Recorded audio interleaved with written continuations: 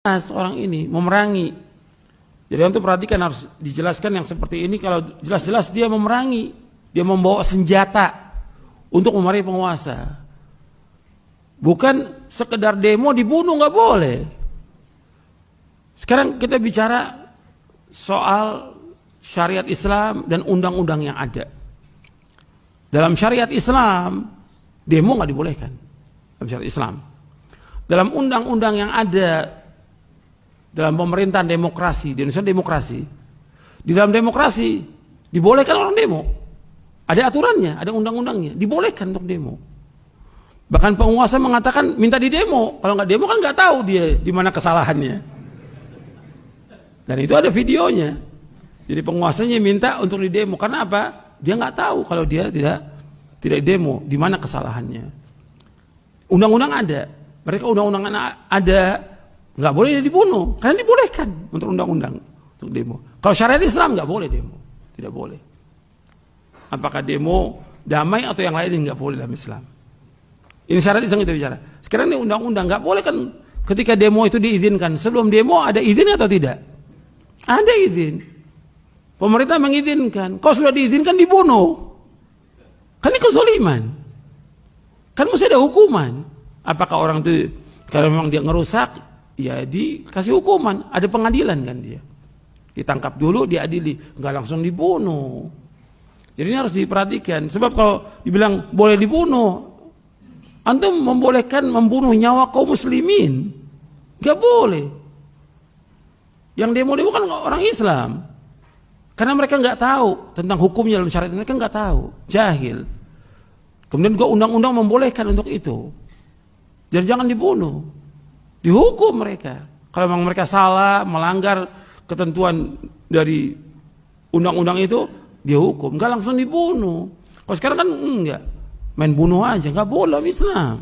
Ini nyawa kaum muslimin. Kan seperti membunuh semua orang. Antum ketika bunuh orang, ini kerusakannya besar. Pertama, antum membuat keluarganya jadi apa? Anak-anak jadi apa? Yatim.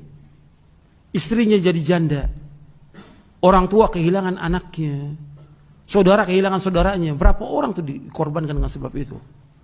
Yang tadinya umpamanya dia punya usaha, punya yang bisa membiayai anaknya, istrinya, orang tuanya, hilang tuh dengan terbunuhnya dia. Apa nggak zalim itu? Harus pikirkan seperti itu. Banyak lagi yang lainnya. Supaya juga orang berhati-hati, jangan gampang-gampang menumpahkan darah kaum muslimin. Hatta dia sebagai petugas, nggak boleh. Karena ada aturannya. Ini nyawa kaum muslimin yang harus dia perhatikan masalah ini. Dan juga kepada yang lain juga hati-hati.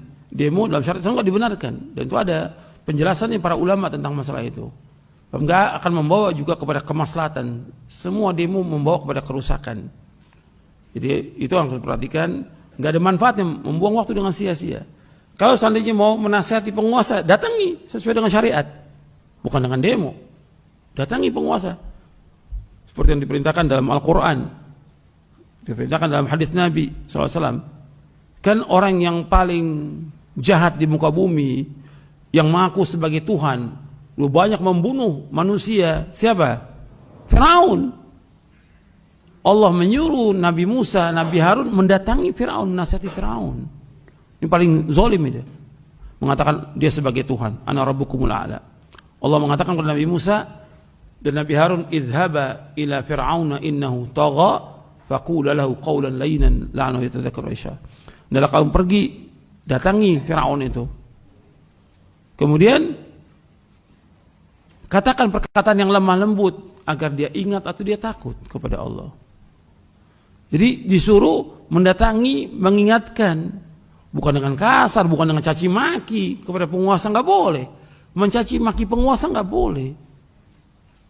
Depan umum atau menjelek-jelekan dia nggak boleh dalam Islam. Ini Firaun tagut, tetap Nabi Musa dan Nabi Harun disuruh datangi Firaun, kemudian menasihati dengan cara yang baik. Disuruh untuk mengucapkan kalimat la ilaha illallah. Kemudian dinasihati dengan baik untuk takut kepada Allah. Jadi seperti itu Islam. Saya pikir cukup sampai di sini. Kajian kita mudah-mudahan bermanfaat. Kurang lebihnya saya mohon maaf. Wassalamualaikum Muhammadin sallallahu alaihi wasallam. Subhanakallahumma bihamdik asyhadu an la ilaha illa anta astaghfiruka wa atubu ilaik. Assalamualaikum warahmatullahi wabarakatuh.